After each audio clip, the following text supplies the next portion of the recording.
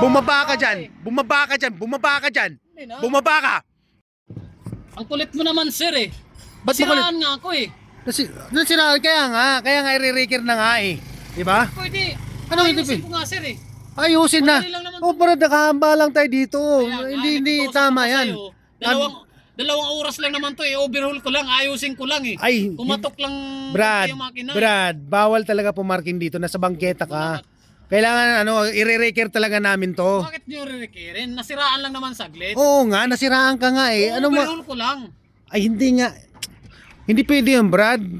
Dito mo pa ayusin. Doon mo na ayusin sa impounding area.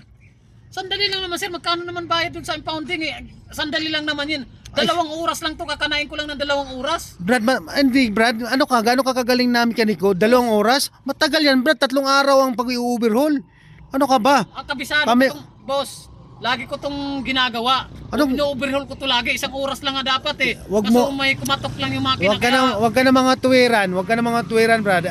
Bumaba ka na dyan. Ihatakin na namin to. Wag ka na mga tuwiran dyan. Huwag naman gano'n. Hahatakin na namin. Hahatakin to. Sira nga, di ba? So dapat, i-reker nga. Hindi na ka naman namin i-reker kung hindi yan sira. Ikaw na nga na mismo nagsabi. I-overhaul ko pa nga. Sandali lang naman. Kaya ginilid ko lang siya. Hindi naman nakamalan. Ikaw mag-overhaul? Ikaw mag-overhaul? Dito mo sa daan gagawin? Oo, bakit? Kaya Hindi ko naman na. siya pang kalsada. Hindi siya pang kalsada. Sabi ko nga, mabilisan lang to. 2 oras lang kakanain ko to. Kasi Ay. kumatok lang yung makina. Paulit Brad, ka naman. wag mo kaming ginaganyan. Alam namin kung minsan umabot sa linggo pag-overhaul.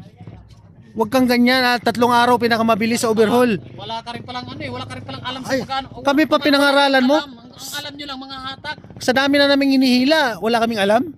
Ha? Boss, huwag nyo katuwiran yan. Kami boss. mga reker, alam Kaya namin. Kaya ko nga, kasi saglit lang naman yan. Ay, 2 naku. oras lang kakanain ko na. Ito na, ano na ako ng mga gamit eh. Ay, nanghirap naman nito naman talaga. Hepe, ano ba to? Ano bang gagawin natin dito, Hepe? Hepe! Parehas kayo mga Kupal yung driver na to eh. pal.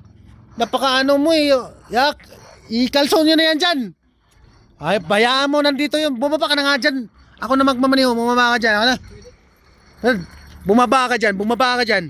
Ano, nakahambalang ka dito eh. Hindi pa pwede, ba't ako bababa? Di, Hindi nga pa pwede.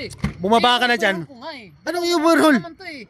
3 oras? Sandali lang naman Matagal yung overhaul, ano ka pa? Alam mo ba yung hinuhugasan pa yung makina niyan pag i-overhaul? Oo nga, hugasan. Siyempre, ipipilat lang, saglit lang naman yan eh. Tapos sabon mo pa yan, patuyuin mo pa isang araw. Hindi nga lalagyan ko na ng gasolina para mabilis Sige, bumaba ka na dyan. Pwede, boss. Maawa naman kayo, boss. Ba't maawa? Hindi mo naman ako 2 oras Brad, lang. hindi mo naunawaan yung namin eh. Trabaho namin eh. Nawaan niyo ako. Ako, bihasan ako pag overhaul. Kaya ko lang kakanain ng 2 oras yan. Brad, wag mo kaming ginaganyan. Alam namin kung ilang oras ang ilang araw ang pag-overhaul, ha? Ano to eh. Ay nako, Brad, bumaba ka dyan. Ano na, boss? Sapa ka na sa akin. Wag lang po. Ha? Wag po. Ay hindi, ang kulit-kulit mo na eh. Kasi nga sabi ko, paano pong bayad ko niyan, boss? Magkakaano si boss? Yung bossing ko maano yun. Problema na ng amo mo, hindi yung problema.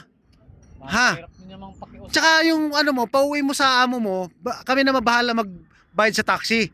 Huwag mo problemahin yun. Hindi, boss. Sayang naman biyahe ko eh. Pero biyahe pa naman ako eh. Sandali lang naman eh.